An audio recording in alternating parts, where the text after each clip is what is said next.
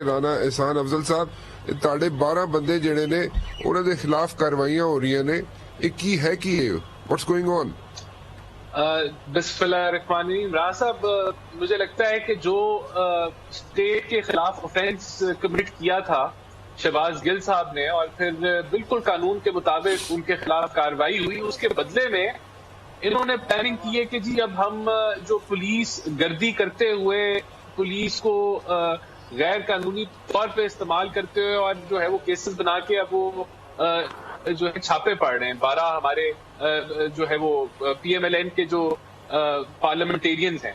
और देखिए मजाका खेज बात ये कि वो केस है कि वो जो जिस दिन ये वोटिंग वाला मसला था उस दिन ये हमलावर हुए जो है डिप्टी स्पीकर के खिलाफ और कातिलाना हमला किया। ये कहते हैं कि उस दिन की प्रोसीडिंग्स में जिन लोगों ने जो है वो हंगामा राई की और ये वो, तो वो केस उनके खिलाफ बनाया हुआ, जबकि केस इनका खुद अपने खिलाफ बनता है कि इन्होंने जो तमाशा लगाया वो असेंबलियों के अंदर। तो ये मैं समझता हूं कि ये जो खुद कह रहे हैं कि जो है वो इस्तेमाल नहीं होना चाहिए पुलिस वालों को, तो उनको खुद ये गलत तरीके से इस्तेमाल करके और पूरी अपनी जो मोने सलाई साहब है जिनके पास कोई ओहदा भी नहीं है पंजाब में, ना वो CM है, तो वो जो है ये सारी कार्रवाई लीड कर रहे हैं और इमरान खान साहब की उनको हदायत है कि आप ये जो है वो पकड़ दकड़ करें। तो मैं समझता हूं कि नहायत ही शर्मनाक है कि शहबाज गिल ने जो बातें की, जो कि वैसे पहले तो जो आधे इन्होंने इल्जामात लगाए हैं, जो 12 हमारे पार्लियामेंटेरियंस के घरों पे रेड हुए हैं, रात के 1-1, 2-2 बजे हुए हैं, वहां से कुछ लोग रिपोर्ट कर रहे हैं कि सामान भी मिसिंग है। तो जो जिस तरह की रियासती गुंडागर्दी ये कर रहे हैं वो अवाम देख रही है और वो हम बता भी रहे हैं, लेकिन उसके साथ साथ देखें जो जिस दिन का वो इंसिडेंट था उस दिन ये इन्होंने कातिलाना हमला किया डिप्टी स्पीकर के ऊपर और उन्होंने अपनी जान बचाने के लिए फिर पुलिस वहां मदू की। लेकिन ये इनका जो प्रोपोगेंडा और इनका जो स्टोरी ट्विस्ट का एलिमेंट है वो आपके सामने अभी अवान साहब जो है बड़ा बाखूबी जो है वो पेश करा रहे थे। दूसरी बात के बड़ा वाज़ेह फर्क है दोनों के नैरेटिव का और जो तनकीद हमने की और जो यहाँ हुआ। देखिए हम कहते थे कि आप आइन के मुताबिक जो एस्टेब्लिशमेंट है उसको अपना हदूद में रहते हुए काम करना चाहिए और सियासी मामलात में मुदाखलत नहीं करनी चाहिए। पूरी कंपेन ही ये थी। यहाँ तो कहा जा रहा है कि आप जो है वो जानवर भी न्यूट्रल नहीं होते और चौकीदार न्यूट्रल नहीं होता, और यहाँ ये खिलाफ तो बात नहीं की, के खिलाफ बात की गई। तो बहुत वाज़ेह फर्क है। अब उसको आप दोनों को ब्लर मत करें। इसके अंदर बड़ा जो समझने वाले लोग हैं, जो समझते हैं, उनको पता है कि ये क्या हुआ। और दूसरा, जहां तक आगे टॉर्चर की बात, तो मैं तो कंडेम करता हूं कि बिल्कुल कोई टॉर्चर नहीं होना चाहिए। कस्टडी में जो बंदे के राइट्स हैं उसको मिलने चाहिए, इसमें कोई शक नहीं है, कोई दो टोक बात नहीं है। लेकिन अभी तक जो मेडिकल रिपोर्ट्स आई हैं उसके अंदर कोई ऐसी चीज सामने नहीं आई कि उनको टॉर्चर किया गया। हाँ, ये जरूर किया गया है कि उनको स्टीरॉयड के टीके इनके लोगों ने लगाए हैं ताकि लगे कि उनकी सेहत खराब है। और मैं ये कहना नहीं चाहता, लेकिन मुझे जिस तरह की अभी अवान साहब बातें कर रहे थे तो मुझे उनके लेवल पे आके ये कहना पड़ेगा कि शहबाज गिल साहब से किसी किस्म का भी टोपी ड्रामा जो है आप एक्सेप्ट कर सकते हैं। यही वो बंदा था जिसकी गाड़ी का एक्सीडेंट हुआ तो इसने कहा कि कातिलाना हमला जो है वो मेरे पे हो गया, और इन्हीं का लीडर इमरान खान जो है वो 48 घंटे कातिलाना हमला करता रहा, का ड्रामा और प्रोपोगेंडा करता रहा। जबकि जिस बंदे के साथ एक्सीडेंट हुआ था वो आ गया था टीवी पे बताने के लिए कि भाई ये तो एक्सीडेंट हुआ था और मैं माफी मांगता हूं, या जो उसके बावजूद वो 48 घंटे कातिलाना हमला का जो ड्रामा है वो रचाते रहे।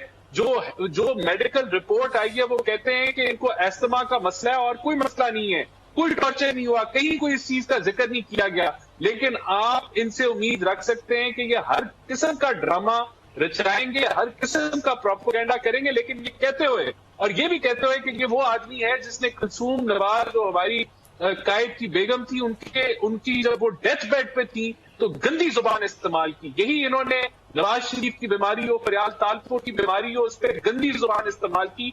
मैं नहीं करूंगा। अगर उनकी सेहत खराब है तो उनको फुल मेडिकल ट्रीटमेंट मिलनी चाहिए। अगर उन पर टॉर्चर हुआ है जो कि साबित नहीं हुआ, और अगर हो जाता है तो मैं इनके साथ खड़ा होकर कंडेम करूंगा कि ये नहीं होना चाहिए, इसमें कोई दो राय नहीं है। लेकिन जो ये 12 वो पार्लियामेंटेरियंस पे जाली केस बना के, जबकि धावा ये बोले, लोटे ये लेके आए, हमलावर ये लोग हुए, तो ये वहां जो है आज ड्रामा रचा रहे हैं पंजाब के अंदर। वो चार दीवारी का तकद्दुस इस्तेमाल करते हुए लोगों के घरों में छापे मार रहे हैं, वहां से चीजें चोरी कर रहे हैं। तो देखें, सबसे पहले तो ये आपको देखना होगा कि इन्होंने जो है हीरोइन के केस भी बनाए और फिर जान अल्लाह पे देने पे 200 प्रोग्राम किए। फिर इन्होंने नैब को यरगमाल बना के उसके चेयरमैन को इन्होंने जो है ये तो अभी 2 दिन की रिमांड पे, जो फिजिकल रिमांड या जुडिशियल रिमांड पे इनकी चीखें निकल गई हैं। इनको समझ नहीं आ रही कि इनके साथ क्या हो रहा है। उसके ऊपर ये इतना रोना मचा रहे हैं। इन्होंने तो हमारे लीडरान को 2-2 साल जाली केसों में इन्होंने अंदर रखा। इन्होंने जो है वो 8-8 महीने की रिमांड लेके इन्होंने जेलों के अंदर रखा, केस कोई नहीं था।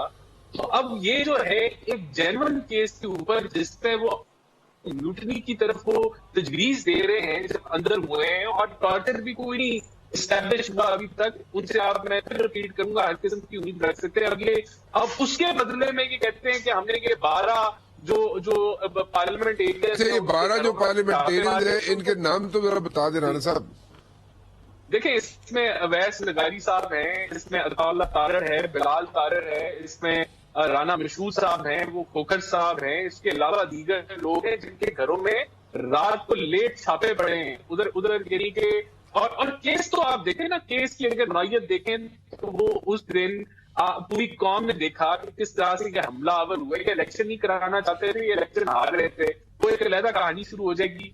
लेकिन ये सारा मामला जो है इनकी ये पूरी कौम, ये तमाशा इनका प्रोपेगेंडा। आप देखें, ये अमेरिका भी भूल गए। साहब, आप कुछ कहना चाह रहे हैं? राना साहब, इशू ये है कि 3.5-4 साल एक बदतरीन परफॉर्मेंस के बाद, जिसमें 4 वज़ीर खजाना तब्दील हुए, 8 से 9 FPR के चेयरमैन तब्दील हुए, कुछ अवाम को डिलीवर नहीं कर सके।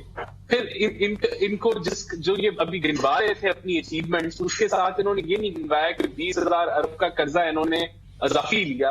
उसके बाद इन्होंने जो खसारा था, फिस्कल डेफिसिट, वो रिकॉर्ड हमने 5 सालों में 7,000 किया, इन्होंने आखिरी साल 5,000 अरब से इजाफा कर लिया। फिर बैलेंस ऑफ पेमेंट का क्राइसिस जो छोड़ के गए, यानी कि रिजर्व आपके 10.6 अरब पे थे, और फिर आपने IMF के मुआहदे की खिलाफ वर्जी करते हुए इस मुल्क को तबाही के दहाने पे खड़ा किया हुआ था। ये वो सारा कुछ बताना ये भूल गए। लेकिन चले आगे बढ़ते हैं। उसके बाद अमेरिका का बयानिया आ गया। अमेरिका का बयानिया इनका ऐसा फ्लॉप हुआ कि अमेरिकन सफीर के लिए रेड कारपेट बिछाया गया।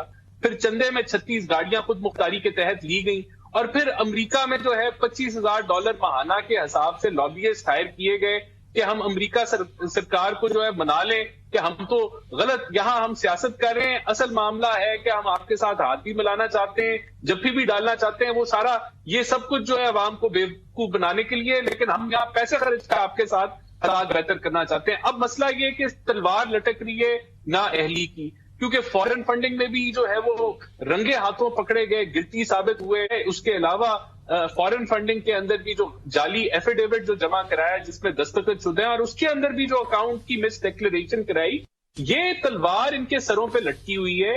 उस वजह से ये चाहते हैं कि पहले इलेक्शन हो जाए तो इनकी ख्वाहिशात के मुताबिक तो मुल्क नहीं चल सकता ना, कि 22 करोड़ अवाम की जो किस्मत है वो इमरान खान डिसाइड करेंगे कि अब इलेक्शन होना है या कल होना है या परसों होना है।